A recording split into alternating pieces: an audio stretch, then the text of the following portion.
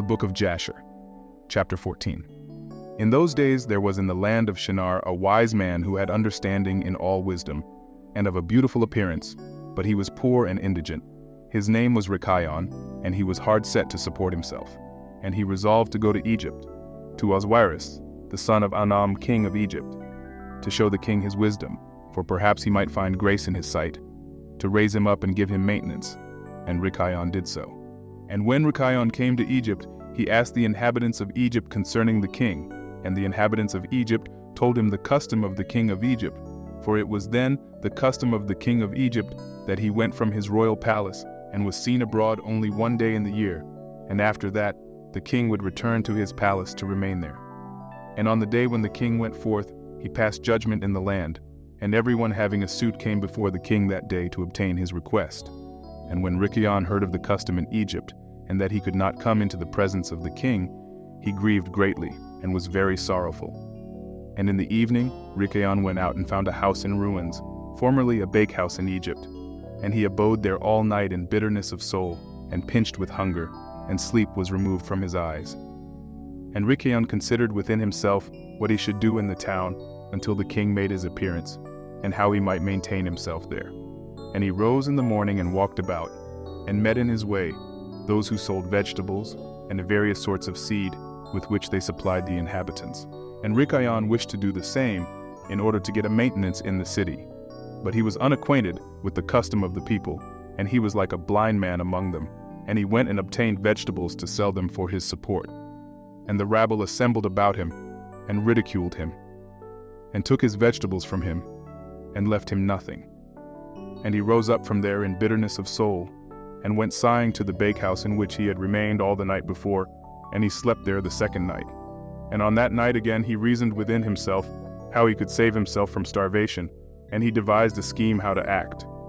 And he rose up in the morning and acted ingeniously, and went and hired 30 strong men of the rabble, carrying their war instruments in their hands. And he led them to the top of the Egyptian sepulchre, and he placed them there. And he commanded them, saying, Thus saith the king, Strengthen yourselves, and be valiant men, and let no man be buried here until 200 pieces of silver be given, and then he may be buried. And those men did according to the order of Rikayon to the people of Egypt the whole of that year. And in 8 months' time Rikayon and his men gathered great riches of silver and gold.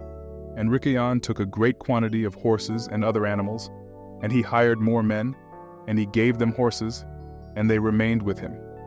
And when the year came round, at the time the king went forth into the town, all the inhabitants of Egypt assembled together to speak to him concerning the work of Rikayon and his men. And the king went forth on the appointed day, and all the Egyptians came before him, and cried unto him, saying, May the king live forever. What is this thing thou doest in the town to thy servants, not to suffer a dead body to be buried, until so much silver and gold be given?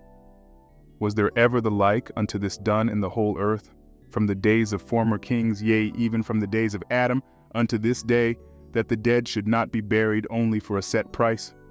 We know it to be the custom of kings to take a yearly tax from the living, but thou dost not only do this, but from the dead also thou exactest a tax day by day.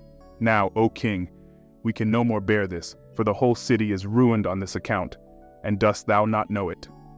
And when the king heard all that they had spoken, he was very wroth, and his anger burned within him at this affair, for he had known nothing of it. And the king said, Who and where is he that dares to do this wicked thing in my land without my command? Surely you will tell me. And they told him all the works of Rikayon and his men. And the king's anger was aroused, and he ordered Rikayon and his men to be brought before him. And Rikayon took about 1,000 children, sons and daughters, and clothed them in silk and embroidery. And he set them upon horses, and sent them to the king by means of his men. And he also took a great quantity of silver and gold and precious stones, and a strong and beautiful horse, as a present for the king, with which he came before the king, and bowed down to the earth before him. And the king, his servants, and all the inhabitants of Egypt wondered at the work of Rikayon, and they saw his riches, and the present that he had brought to the king. And it greatly pleased the king, and he wondered at it. And when Rikayon sat before him, the king asked him concerning all his works. And Rikayon spoke all his words wisely before the king, his servants, and all the inhabitants of Egypt. And when the king heard the words of Rechion and his wisdom, Rechion found grace in his sight, and he met with grace and kindness from all the servants of the king, and from all the inhabitants of Egypt, on account of his wisdom and excellent speeches. And from that time they loved him exceedingly. And the king answered and said to Rechion, Thy name shall no more be called Rechion, but Pharaoh shall be thy name, since thou didst exact a tax from the dead. And he called his name Pharaoh. And the king and his subjects loved Rechion for his wisdom, and they consulted with all the inhabitants of Egypt to make him prefect under the king. And all the inhabitants of Egypt and its wise men did so, and it was made a law in Egypt.